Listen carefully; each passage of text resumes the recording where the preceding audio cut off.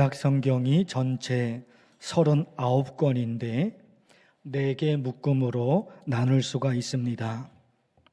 화면을 통해서 보실 텐데 율법서, 역사서, 시가서, 선지서 이렇게 구약 성경 39권을 4개 묶음으로 나눌 수가 있습니다.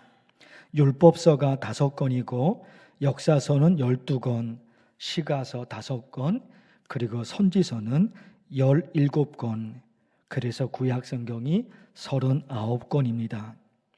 율법서와 역사서는 다 보셨고 시가서와 선지서가 남았는데 선지서 중에 이사야서, 예레미야서, 그리고 에스겔은 이미 보셨습니다. 오늘 선지서 중에 다니엘서 말씀으로 하나님의 말씀을 전할 텐데 설교 제목이요, 대한민국 우리나라. 설교 제목입니다. 대한민국 우리나라. 그동안 보셨던 이사야서, 예레미야서, 그리고 에스겔서 역사적 배경을 잠깐 보고 싶습니다. 이사야서 역사적 배경은 1장에서 39장, 여기는 북이스라엘이 BC 721년에 아수르에 멸망당하고 남유다가 아수르의 지배를 받고 있는 상황이었습니다. 그리고 이사야서 후반부는 시대적으로 상당히 깁니다. BC 586년에 남유다가 바벨론에 의해 멸망당하고 백성들은 바벨론의 포로로 끌려갑니다. 이런 상황이 그 당시 이사야서의 역사적인 배경입니다. 예레미야서 역사적 배경은 이스라엘 마지막 왕이 시드기야입니다. 마지막 왕이 시드기야. 그러니까 시드기야 이후에 이스라엘은 멸망당했다는 것이죠. 바벨론이 이스라엘을 침략해서 시드기야가 보는 앞에서 그의 2 아들을 죽입니다. 그리고 시드기야의 2 눈을 뽑아 앞을 보지 못하게 하고 쇠사슬로 묶어 바벨론에 끌고 갑니다. 시드기야로 끝나버려요, 이스라엘의 역사가. 그게 예레미야서거든요. 에스겔서 역사적 배경은 BC 597년 바벨론의 2차 침략 때 에스겔이 바벨론의 포로로 끌려갑니다. 그리고 다니엘서 역사적 배경은 BC 605년 바벨론 1차 침략 때 다니엘이 바벨론에 끌려갑니다. 이렇게 여러분, 지금 이사야, 그리고 예레미야, 그리고 에스겔, 그리고 다니엘 역사적인 배경을 말씀을 드렸잖아요. 이렇게 보면 선지서에 포함되는 이 모든 책이 이사야서, 예레미야서, 예레미야 애가서, 에스겔서, 그리고 다니엘서, 선지서에 포함되는 이 말씀들이 다 죽고 죽이는 전쟁이 그 시대의 상황이었던 겁니다. 이사야서 말씀의 상황, 예레미야서의 말씀의 상황, 예레미야 애가서, 그리고 에스겔서, 그리고 다니엘서, 그 상황이 있었잖아요. 그 당시 그 역사적인 시대가 있는데 모든 말씀이 전쟁이 그 시대의 상황이었단 말입니다. 거기다가 오늘 말씀 다니엘서 말씀이잖아요. 오늘 말씀이 전쟁 이야기로 채워져 있어요. 오늘 말씀이 전쟁 이야기. 여러분 보실까요? 10절, 그의 아들들이 전쟁을 준비하고, 전쟁을 준비해요. 전쟁이 뭐예요? 죽고 죽임을 당하는 거예요. 죽임을 당하고 또 누군가를 죽입니다. 사람을 살리는 그 무언가를 준비한 게 아니라 사람을 죽이는 전쟁을 준비해요. 11절, 남방왕은 크게 나와서 북방왕과 싸울 것이라. 싸워요. 이 나라 저 나라가 싸웁니다. 전쟁을 해요. 12절, 그가 큰 무리를 사로잡은 후에 북방왕은 돌아가서 다시 군대를 전보다 더 많이 준비하였다가, 더 많은 전쟁을 준비해요. 더 많은 무기를 준비하는 거예요. 뭐 하려고? 사람 죽이려고, 사람을 살리려고 뭔가를 준비하는 게 아니라 더 많은 사람들을 죽이려고 더 많은 무기, 더 많은 전쟁을 준비한다 말입니다. 13절이 그런 말씀이에요. 14절, 그때에 여러 사람이 일어나서 남방왕을 칠 것이요 북방왕은 와서 토성을 쌓고 견고한 성읍을 점령할 것이요. 가만히 놔두면 그 견고한 도시가 더 견고할 터인데 가만히 놔주지를 않아요. 전쟁을 일으켜서 도시를 쑥대밭을 만들어 놓고 모든 건물을 무너뜨리고 사람들을 죽인단 말입니다. 머리가 아파요. 이사야서, 예레미야서, 예레미야 애가서, 에스겔서, 그리고 다니엘서에 이르기까지 이게 선지서인데 대선지서 5권의 말씀인데 이 모든 말씀의 배경은 전쟁. 죽고 죽이는 전쟁이 이 말씀의 배경이 돼버린 거예요. 어떻게 사냐 말이에요. 어떻게. 그런데 있잖아요. 다니엘서를 분석하다 보니까 다니엘서 12장에 이런 말씀이 있습니다. 그때에 내 민족이 호위하는 큰 군주 미가엘이 일어날 것이요. 미가엘은 누굽니까? 땅에 있는 존재가 아니에요. 땅에 있는 존재가 아니라 하늘의 군대 장군 미가엘 천사장인 거예요. 이게 땅에서 죽고 죽이는 전쟁이 계속해서 이어지는데 하늘에서는 하나님께서 하늘 장군 미가엘 천사장을 등장시킵니다. 다니엘서 12장 1절의 말씀이에요. 전쟁, 죽고 죽이는 전쟁이 땅에서 지금 일어나고 있는 겁니다. 그런데 하늘에서는 하나님이 하늘의 군대 장군 미가엘 천사장을 등장시킵니다. 그래서 어떻게 되느냐? 그때에 내 백성 중 책에 기록된 모든 자가 구원을 받을 것이라. 악한 사람들 때문에 전쟁이 일어났어요. 그런데 하나님이 하늘에서 하늘의 군대 장군 미가엘을 등장시키셔서 하나님의 백성들을 구원하십니다.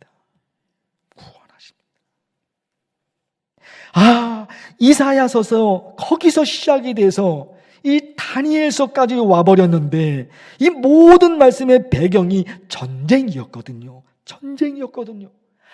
그런데 하늘의 하나님께서는 이 땅에서 일어나는 그 일 거기만 하나님이 내버려 두신 것이 아니라 하나님이 이 땅의 역사에 하나님이 개입하십니다.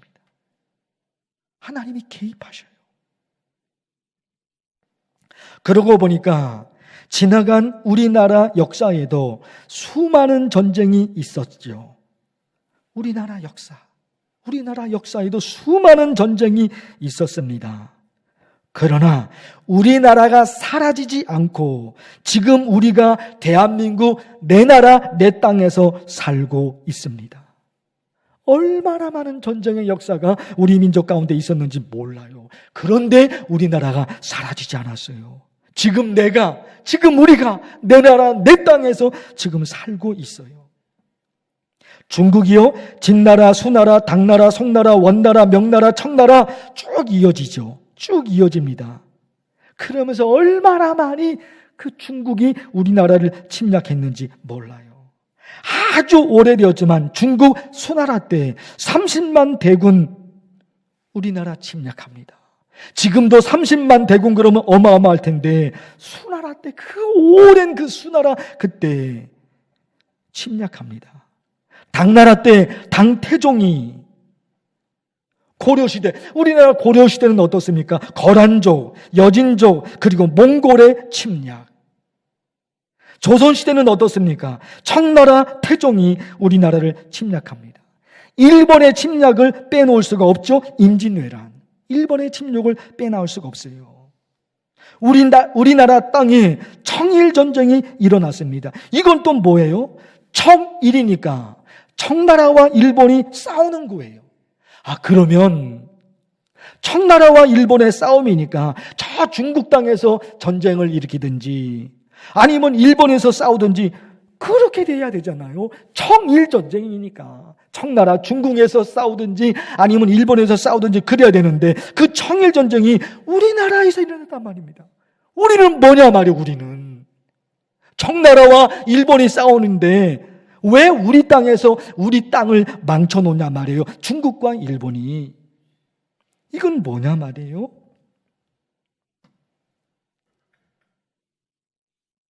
일본은 강제적으로 우리나라를 빼앗았습니다. 그리고 36년 동안 우리나라를 지배했습니다. 북한이 우리나라를 침략해서 6.25 전쟁을 일으켰습니다.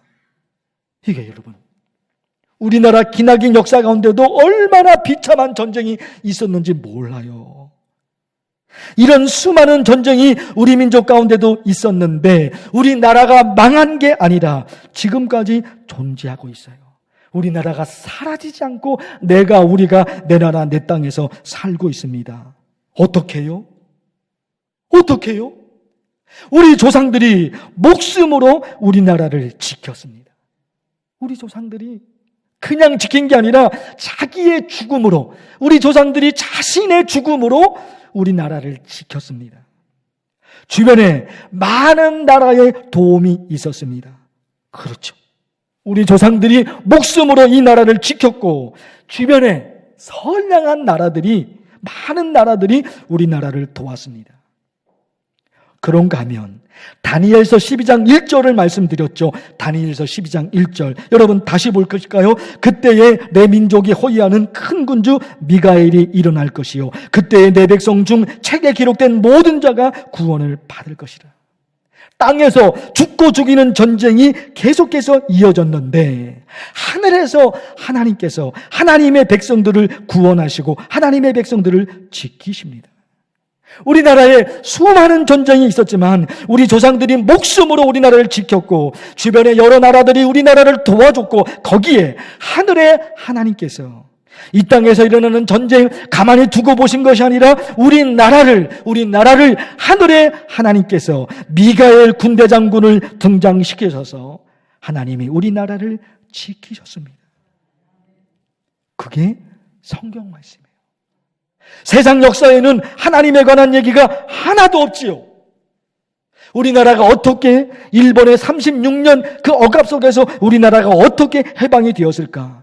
6.25 전쟁에서 다 망해버릴 나라였는데 어떻게 6.25 전쟁에서도 우리나라가 지금 이렇게 살아남았을까? 어떻게 해요? 세상 역사에서는 땅에서 일어나는 것만 기록할 거란 말입니다. 이 세상의 역사는 땅에서 일어나는 것만 기록을 하는 거예요. 그런데 왜 성경이 성경입니까? 성경은 땅에서 일어나는 일만 기록한 것이 아니라 하늘이에요. 하늘에서 어떤 일이 일어나는지 그게 성경인 거예요. 그래서 세상 역사 기록과 성경 역사의 기록이 다른 거예요.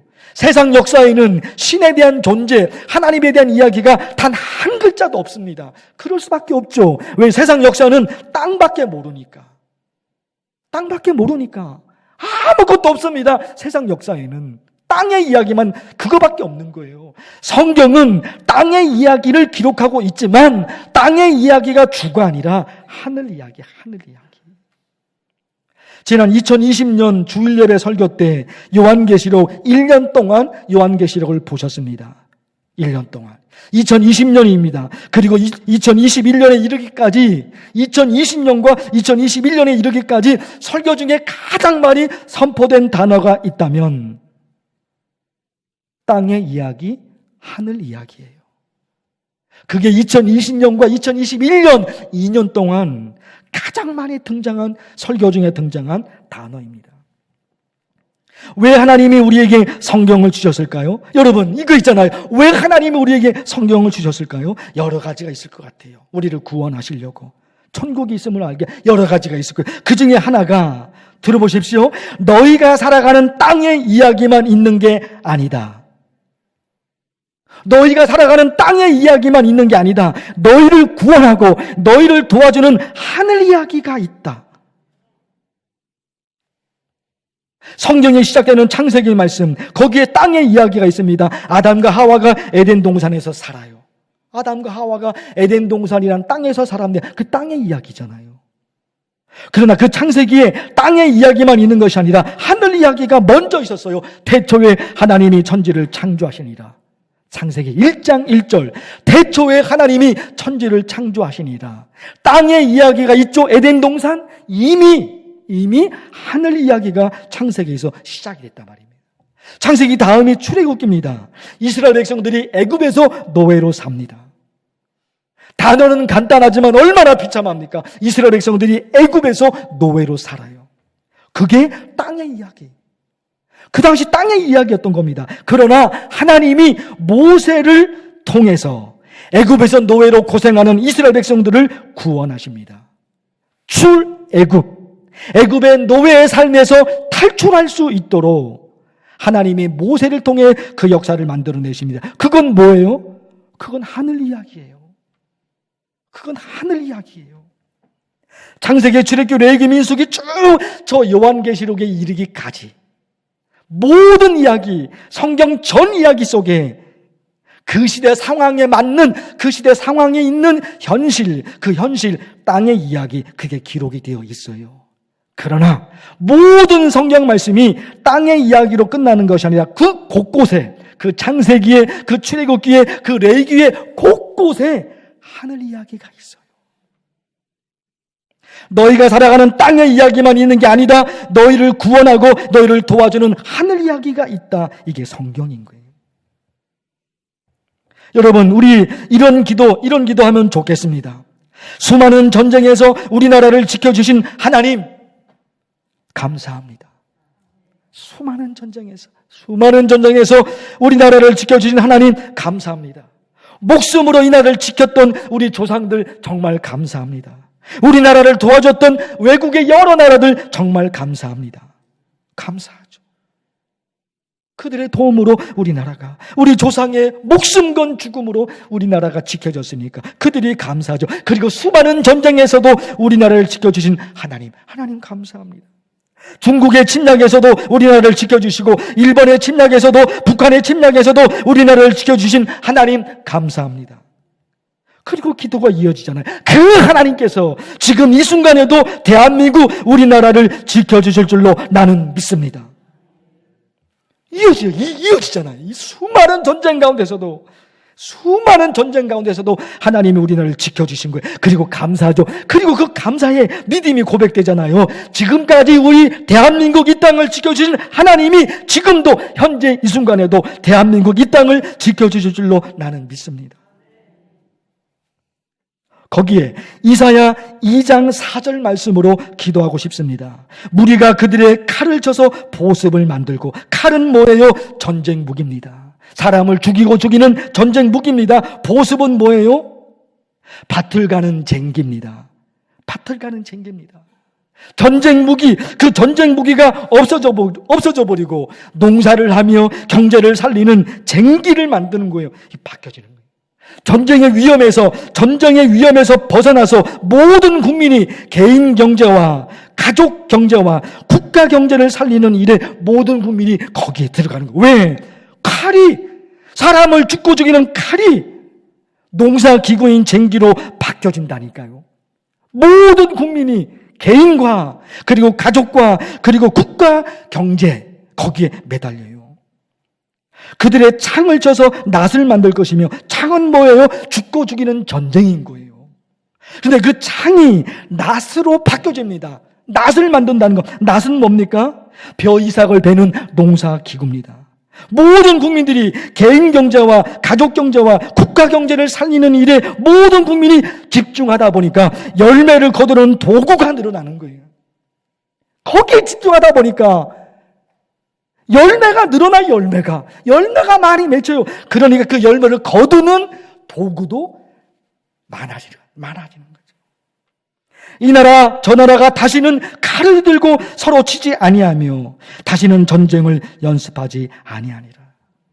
지금까지 수많은 전쟁 가운데서도 우리나라, 대한민국, 우리 민족을 지켜주신 하나님 아버지 간절히 기도합니다. 지금 이 시대를 살아가고 있는 지금 이 순간에도 하나님이 우리나라를 지켜주시고 전쟁의 위협에서도 우리 민족을 지켜주시옵시고 이제 그 전쟁을 연습하는 것이 아니라 모든 국민이 경제를 살리는 데 집중할 수 있는 그런 환경들, 그런 여건을 하나님이 만들어주세요. 기도하겠습니다. 하나님 아버지, 오늘 이 말씀의 역사가 대한민국 이 땅에 일어날 수 있도록 하나님이 해주실 줄로 믿습니다.